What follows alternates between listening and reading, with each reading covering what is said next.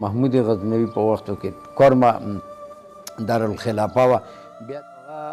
ما یو کتاب لیکلی د کورمې او د ټل تاریخ، هغې کې احمدشاه ابدالي یو ډېر لوی نوم دی. هغه هم دلته شال افزان کې مطلب دا دی چې قوم خیلی تویي، چې دلته یو قوم اوسي خو هغه به توري وي.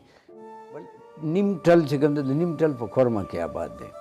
وزیرستان کې وزیرو جرګې لښکرې راغللې، حمله یې ورباندې وکړله. اکثر یو د امن ته یو مسله پیښه وي، نو هغه د شیعه سني مسله وي. بسم الله الرحمن الرحیم. مخکې دی نه چې زه د کورمې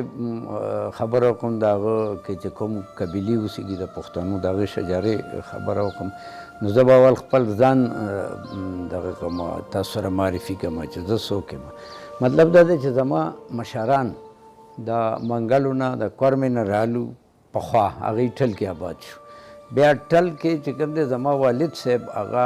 هجرت وکړو پېښور کې، پېښور ته رالو. اوس مونږ په پېښور کې آباد یو. مطلب دا دی چې زما ټول پیدایش چې دی هغه په ټل کې شوی دی، او سبق هم هلته ویلی دی. بیا نور لسمه پورې م هلته ویلی، نور سبق ما شپاړسمه پورې دلته ووی، په پېښور کې مې ووی. نو اوس دلته موږ په دلزاک روډ کې سره د ټولې برادرۍ آباد یو. مطلب دا چې د والد صاحب د وختونه. نو خبره چې د کورمې کوو، نو کورمه ما په دې باندې یو کتاب لیکلی عزت صاحب، عزت افریدي صاحب، او زه ستا ډېره مننه هم کوم چې ته رالې ما سره د مرکه وکړه او خپلو اورېدونکو ته د مخامخ کړمه چې زه د خپلې خاورې د کورمې بارې کې هلته چې کوم قومونه اوسېږي هغې باندې خبره وکړم. نو هغه ما یو کتاب لیکلی د کورمې او د ټل تاریخ، هغې کې ما دا هر څه ټول دغه کړي. نو د کورمې اول به لوکیشن درته ښیم چې کورمې لوکیشن کورمه دغه نه شروع کېږي، انګو ضلع نه، ټل نه، بل نیم ټل چې کوم دی د نیم ټل په کورمه کې آباد دی، نیم ټل په هنګو کې دی. مخکې به د ټل څه عجیبه سچویشن دی، نیم په غیره کې، مطلب چې اوس خو غیر ختمه شي، اوس خو ټول سیټل ایریا شوله. نو دا ټل اوس هم نیم ټل، بوټو کلی، خاپیانګه، دا کلي دي، غټ غټ کلي دي د بنګښو، دا اوس هم په کورمه کې شامل دي، یعنې په کورمه ضلع کې شامل دي. نو بیا دې ځای نه دا کورمه شروع شي. کورمه بیا په هغه کې بره کورمه، لاندې کورمه او منځنۍ کورمه. نو دا هغه دی. بیا په کورمه کې چې اوس مونږ بیا راځو، ښه بیا لوکیشن یې دا دی چې هغه طرف ته افغانستان دی، ورته پکتیا صوبه ده، د بل طرف ته د سپین غر طرف ته ورته د ننګرهار صوبه ده. نو دا مطلب دا دی چې د کورمې د هغه سچویشن هم عجیبه سچویشن دی، یو طرف نه افغانستان دی، بل طرف نه افغانستان دی، په منځ کې دا داسې دا خطه ورننوتې ده په هغه ته افغانستان. پاکستان په سیټونو باندې چې کوم سرحدونه یې دي، مطلب دا دی چې ټل طرف نه به ته ځې که نه انکېږې. نور بیا هغه کې بیا تیرا طرف نه هم انټري کولی شي. تیرا او کورمه خو تقریبا لګېدلي دي که نه، لکه اوس میدان نه ته هغه ته سدې ته ډېر په اسانۍ. اوس خو سړکونه جوړ شولو، د الله فضل دی، هغه کمیونیکیشن ګیپ ختم شو، ډېر سهولتونه رالو. نو مطلب دا چې ته هر طرف نه دغه کولی شي. بل دا کورمې ډېر تاریخي حیثیت دی. داسې وخت هم و چې دلته کې د محمود غزنوي په وختو کې کورمه دارالخلافه وه. بیا دلته کې چې احمدشاه ابدالي یو ډېر لوی نوم دی، هغه هم دلته شال افزان کې مطلب دا دی چې پاتې شوی دی. نور داسې هلته غزني کې به چې کم انقلابونه رالو، نو هغې به پناه بیا هغه کې اخېسته، په کورمه کې اخېسته. په کورمې باندې د مغل بادشاه جهانګیر بادشاه هغه هم نظر و، هغه په خپل هغه کې لیکي، په خپل هغې چې کوم هغه اټوبایوګرافي لیکلي، هغې کې لیکي چې شلوزان نه ماته ماڼه راغلې ده، ډېره مزداره، ډېره ښکلې ماڼه ده. بیا ذکر هم کړی چې هلته د ماڼۍ شپږ دي، که داسې هغه د بوټو تعداد هم ښولی چې هغه هلته دومره بوټي لګېدلي دي. بیا اخره کې چې تاریخ مرصع د خوشحال بابا زوی افضلخان نوسی افضلخان خټک لیکلي ده. نو هغه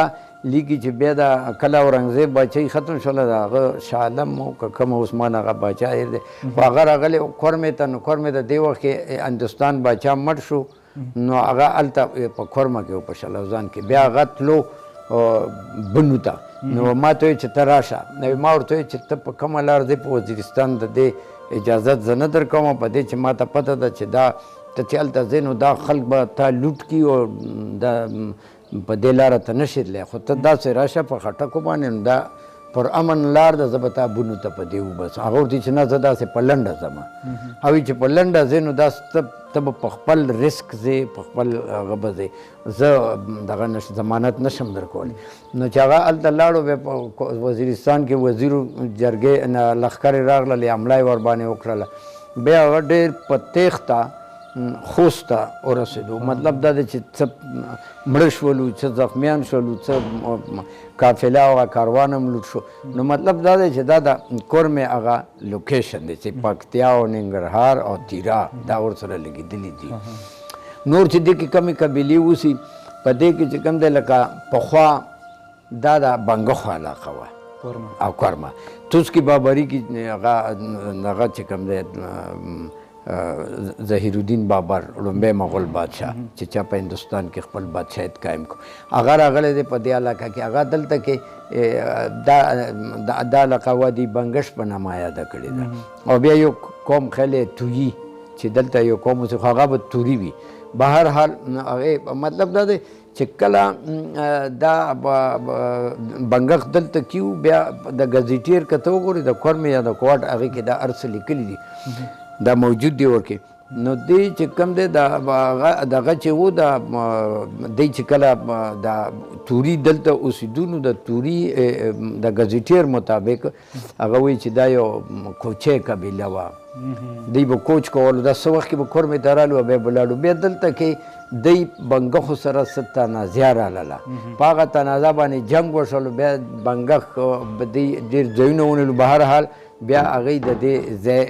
باشندګان وګرځېدو نو داسې اوس نن سبا د کورمې دا سچویشن دی چې په کورمه کې بنګښ اوسیږي او توري اوسیږي مقبل اوسیږي منګل اوسیږي څکمني اوسیږي پاړې اوسیږي دا مین قومونه دي او بل خویتخیل خدای دادخیل دا د ورګزو سب ټرایبز دي هغه اوسیږي وتیزي اوسیږي نو هغه چې کوم دی دې ته دغه هم وایي زرمشت هم ورته وایي دا یو څو قومونه دي که نه نو هغه دلته اوسیږي او بیا دې کې یو بل داسې یو چکه به ورته وایي دا موږ نه داسې سل کاله د امیر عبدالرحمن وخت کې چې کله افغانستان هغه باچا و امیر عبدالرحمن هغه وخت کې چکه تیر دی نو چکه بیا څه وخت کې د کورمې باندې دغه هم کړې وه قبضه هم کړې وه لکه د کورمې سردار هم ګرځېدلی و نو هغه هم ورباندې دغه کړې بیا مطلب دا به چې اوس موږ نن سبا کم سچویشن ته ګورو نو بیا مختلف مشران دي د کورمې توریم دی هغه بنګښ هم دی منګل هم دی پاړه چمکني چې دی پاړې دي نور د ورګزو ډېر دغه دی علي شیرزي مسوزي دا د ورګزو قومونه دي غټ غټ قومونه دي دا لکه په ساده کې پراته دي نو مطلب دا دی چې دا قومونه اوس هم بیا دلته کې چې کوم دی اکثر یو د امن ته یو مسله پیښه وي نو هغه د شیعه سني مسله وي حالانکې کم مشران چې دي پوه خلک دي هغې دې کې څوک نه مبرا دي خو بهر حال بیا هم چې کوم دی داسې څه وشي چې په دې کې څه تنازع پیدا شي او بیا هغه شر جوړ شي امن ته خطره پیښه شي او دا لاره بند شي ما چې کله دا کتاب لیکلو 4 کاله دا لاره بند وه ته به کورمې نه یعنې دومره تکلیف و چې کم سړی به په کورمه کې اوسېدو هغه به پېښور ته راتلو نو هغه به انټر کېدو افغانستان ته افغانستان نه بیا پکتیا ته پکتیا نه تلو کابل ته کابل نه بیا راتلو پېښور ته دومره مصیبت جوړ و خو خیر اوس د الله فضل دی اوس امن قایم دی هلته کې سکولونه دي کالجونه دي کېدای شي په دې نږدې وختو کې دا اوس یونیورسټي هم داسې اوازه ده چې اوبه لګي یونیورسټي به اوسي نو مطلب دا چې څومره د علاقې ته او د خاورې ته د علم راځي تعلیم راځي نو دا څیزونه به دا کم د ناپوهۍ د لاسه چې کم مصیبتونه کمې مسایل خلکو ته پیښ دي هغه په خپله ختمیږي او زمونږ دا پر امید وي انشاءالله چې یو وخت کې به دغه علاقه هم د تعلیم په قانون ښایسته شي او خپل هغه مستقبل به وټاکي اسیر صاحب چې کوم ملګري به هم په دا تمه وي د کورمې چې کوم د تاریخي قومونه دي چې دغو شجاره خو به ډېر هغه شي خو که په لاندو ټکو کې د دو تاریخونه راغونډ کړ نو ډېره به ښه شي چې دا کم قوم دی کم وخت کې جنګېدلی دی یا مغولو سره یا د کم چې صلیبیون هغه وخت کې برطانیه وخت کې جنګېدلي قومونه تاریخي کم خلک یې دوی دي دغو قومونو چې هغه به ته په ګوته کې خبره دا ده چې دا خو دلته چې کم قومونه ګوره د پښتنو چې څومره قبیلې دي څومره قومونه دي که نه موږ دې ته قبیلې وایو قوم صرف یو پښتون دی نور دا ټولې قبیلې دي نو دا قبیلې چې دي دا منګل چې دي بنګښ دي توري دي زازي دي زادران هم یو لوی قوم دی دلته خو هغه مقدار کې نه دي لکه یو دوه کلي د زادران هم شته یو دوه کلي د زازو هم شته نو دوی چې کله پاکستان جوړ شو او په کال 1948 خو ما خیال بیا د کشمیر جګړه شروع شول نو هغه کشمیر جګړې دپاره د کورمې خلک هم تلي وو بنګښ هم تلي وو منګل هم تلي وو هلته کې هغوی چې کمې تورې کړي دي هغه اوس هم کتابونو کې خوندي دي چې دې خلکو که توري دي که بنګښ دي که پاړي دي که څکمني دي که منګل دي که مقبل دي دا ټول لکه څنګه د پښتنو یو فطرت دی جرأت بهادري شجاعت او په دې باندې د پښتنو یو نوم هم تللی دی په ټوله دنیا کې نو هغه ټول هر څه په دې خلکو کې موجود دي او وخت په وخت دوی د